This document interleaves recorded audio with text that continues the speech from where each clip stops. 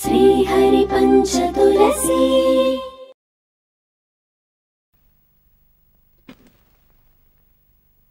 మాటకో మిఠాయికి ఇల్లు వేసుకుంటారా? నాకు కొన్ని రూల్స్ ఉన్నాయి తమ్మి. మంచి చెడ్డలు మాట్లాడనీకైతే మీఠా పాన్, బాడీలో పాటలు తీయనీకైతే బజర్దా, ఖతం చేయనీకైతే కలకత్తా కిమాం. ఇప్పుడు చెప్పు, నెక్స్ట్ ఏ పాన్ ఏమంటావు? కలకత్తా కిమామే వేసుకోండి. అయితే ఎవరినైనా ఖతం చేయాలన్నమాట. అవునండి, మా పార్టీలోనే విఠలరావు అనే ఒకడు నా మీద చెడు ప్రచారం చేసి రాజకీయంగా అందరం ఎక్కాలని చూస్తున్నా. నమస్తే అన్న. గజేంద్ర ఎడమ చేయి తెమ్మంటే కుడి చేయి పట్టుకొచ్చిన. ఆడికి పోయినాక ఏ చేయి నరకాలో యాద్ మర్చినా సేఫ్ సైడ్ అని ఇట్లా డిసైడ్ చేసినా. సర్లే పో. మంచిదన్నా. మీరు చెప్పండి. రేపు జిమ్ఖానా గ్రౌండ్స్ లో మీటింగ్ పెట్టి పబ్లిక్ లో నా జీవితాన్ని ఎండగట్టి నేను అవినీతి పరుణ్ణని అన్పాపులర్ చేసి నా పార్టీ ప్రెసిడెంట్ పదవికి రాజకీయ జీవితానికి సమాధి కట్టాలని చూస్తున్నారు. అందుకే వాడి నోట్లోంచి మాట బయటపడే లోపే మీ నోట్లో కిమాం కిల్లి ఎర్రబడాలి.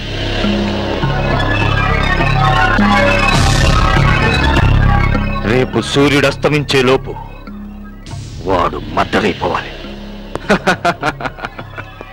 క్యాష్ కొట్టిరు కదా, మీరు ఇంకా బేఫికర్.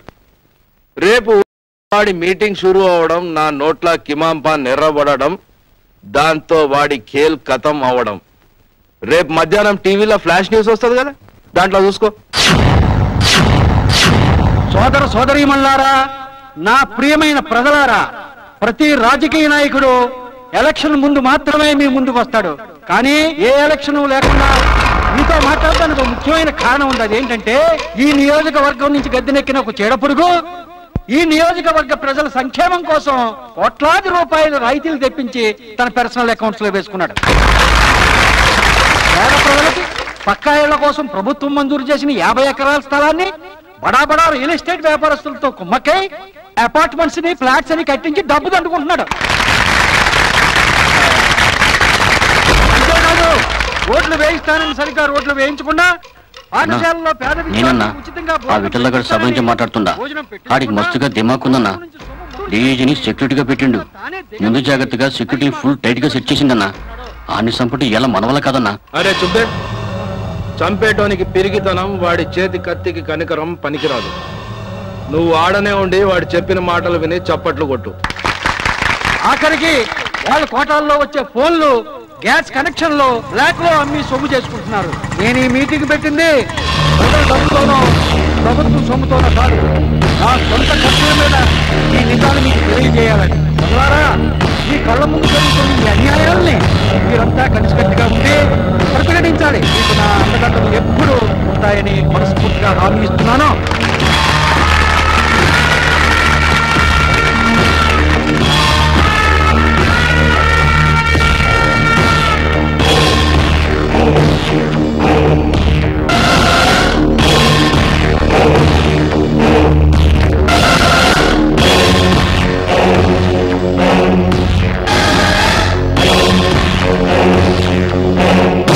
ప్రాణం పోయినా సరే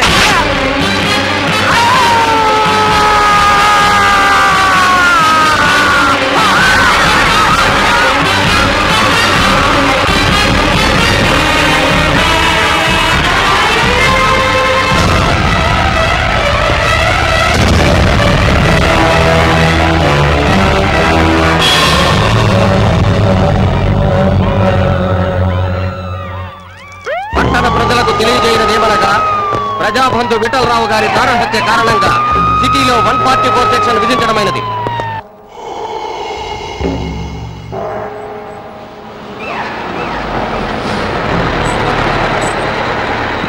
ఏమండి, సిటీలో 144 సెక్షన్ పెట్టారు, జాగ్రత్తగా ఇంటికి వెళ్ళండి. ఏమండి, 144 సెక్షన్ పెట్టారు, జాగ్రత్తగా వెళ్ళండి. అమ్మా, జాగ్రత్తగా వెళ్ళండి.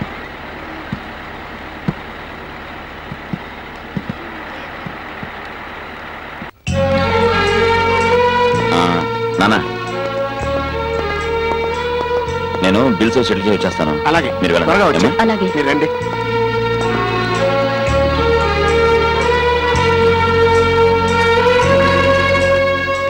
బాబు, అశోక్ నగర్కి వస్తావా? రావు. నువ్వు వస్తా ఉంటాయా? నేతే ఎవరు రావంటారంటే. బాబు, నువ్వైనా అశోక్ నగర్కి వస్తావా? మాకైతే రావా? అదేమిటయ్యా? ఆటో అన్న తర్వాత అందరికి సర్వీస్ చేయాలి, మాకు రానంటావేటి? ఈ సిటీలో ఫరారీ ఆటో దగ్గర నుండి 7 in 1 ఆటో వరకు హ్యాండిల్ చేసేది మా యాదగిరి అన్న.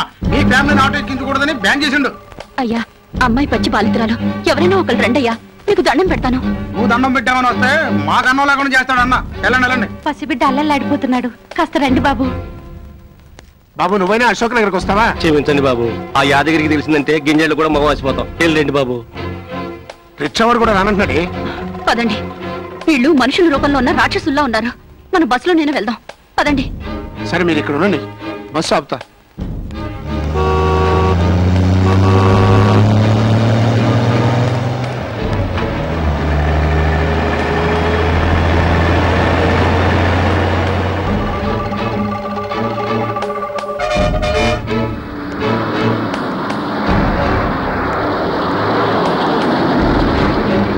అమ్మాయి బస్సు ఆగింది, రండి. బస్సు ఆగింది మిమ్మల్ని ఎక్కించుకోవడానికి కాదు అంకల్, నన్ను దింపడానికి. ఏరా వీళ్ళని ఎక్కించుకుంటావా? ఎక్కించుకోనమ్మా. వాడికి తెలుసు మిమ్మల్ని ఎక్కించుకుంటే వాడిని బస్తో సహా సజీవంగా తగిలిస్తామని. నువ్వు వెళ్ళరా. ఏమిటి బాబు ఇదంతా? నేనేం పాపం చేశామని? మీరేం చేయలేదు. నీ కొడుకు మా వాళ్ళ ఎముకలు విరిచేశాడు, ఒక్కొక్కడికి ముక్కు ముఖం ఏకమయ్యేలా కొట్టాడు. మరి అంత చేసిన వాడిని మేమంతా తేలిక వదిలి పెడతామా? ఎవరు బాబు మీరు? Very bad question. ఈ హైదరాబాద్ సిటీలో ట్రాఫిక్ సిగ్నల్స్ తెలియకుండా బళ్ళు నడపొచ్చు, పాలిటిక్స్ తెలియకుండా అసెంబ్లీకి వెళ్ళొచ్చు, కానీ మా అన్న యాదగిరి తెలియకుండా ఎవరు బ్రతకలేరా?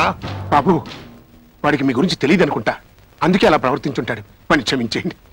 పచ్చి బాలింతరాలైనా మమ్మల్ని పంపించేయండి. వెళ్ళు. నేను ఆడపిల్లల్ని అనుభవిస్తాను, పెద్దవాళ్ళని గౌరవిస్తాను, అందుకే నేను నిన్ను గౌరవిస్తున్నాను. వెళ్ళు వెళ్ళు వెళ్ళు. మరి ఆటో? ఆటో బస్సు ఏది రాదు. ఇక్కడి నుంచి అశోక్ నగర్ 15 కిలోమీటర్లు. అంత దూరం పచ్చి బాలింత్రాలైన నీ కూతురు నడుచుకుంటూ వెళ్ళాలి. నీ కొడుకు మా వాళ్ళను కట్లతో పడుకోబెట్టినందుకు నీ కూతురు కుట్లు దగ్గర రక్తం పడాలా? అదే మా పాలసీ. వాడు తెలియక చేసిన తప్పుకి అమాయకురాలైన నా కూతుర్ని బలి చేయకండి అయ్యా. బాబు పసిగుడ్డు ఎండకు అల్లాడిపోతున్నాడు. అలాగా పాపం. ఏది ఇక్కడ ఇవ్వండి, ఇవ్వండి. చాలా ముద్దుగా ఉన్నాడే. వాడు మిమ్మల్ని ఫుట్బాల్ ఆడాడు కనుక ఇప్పుడు మీరు వీటిని వాలీబాల్ ఆడుకోండి.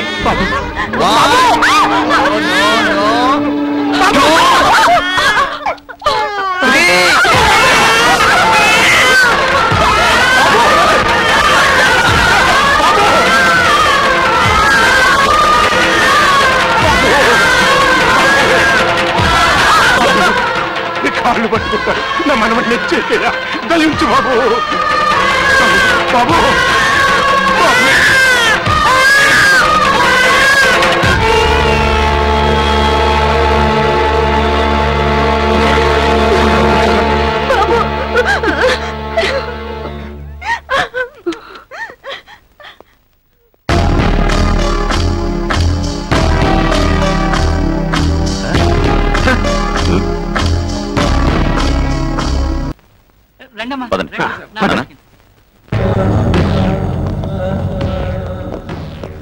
నా తమ్ముడు వంశీ ఎక్కడ? ఆ థర్డ్ రూమ్ లో ఉన్నారు సార్. నా తమ్ముడిని ఏసీ రూమ్ లో పెట్టకుండా థర్డ్ రూమ్ లో పెడతారా? థర్డ్ రూమ్ అంటే రూమ్ నెంబర్ అన్నా, అది ఏసీ రూమే. మరి గట్లా చెప్పడేమరా? నా ఏమంటున్నాడు? సిస్టర్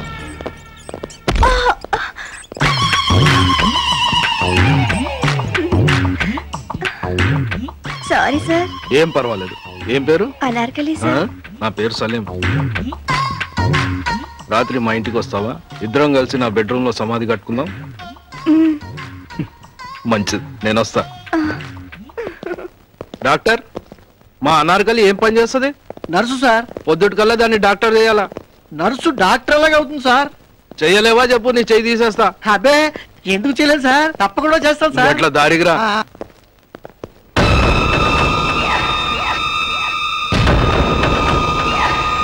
ఎంతమంది కొట్టిర్రా? ఒక్కడేనా? ఒక్కడు? ఒకే ఒకడు గిట్ల కొట్టిడా? వాడు మనిషేనా? మనిషి అన్నా, నన్ను కూడా కొట్టిండు, అప్పుడే నాకు తెలిసింది. గట్ల చెప్పనీకి సిగ్గు లేదురా బేవకు.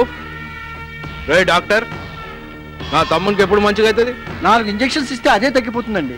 ఏయ్, సూది గుచ్చుకోకుండా నొప్పి లేవకుండా సూది వేయాలి. అదేంటి సార్, సూది గుచ్చకుండా ఇంజెక్షన్ ఎలా చేస్తారు సార్? నీ కడుపులో కత్తి గుచ్చకుండా పేగులు బయటికి తీయమంటావా? వద్దు సార్, మీరు చెప్పినట్లు చేస్తాను. నా తమ్ముడిని గిట్ల కట్లతో పడుకోబెట్టి నన్ను పడుకోనివ్వకుండా చేసిన వాడి పేరేంద్రా? శివానా, ఆ రోజు నన్ను మన ఆటో గ్యాంగ్ కొట్టింది కూడా వీడేనా? వాడి బ్లడ్ లో అంత వేడుందా?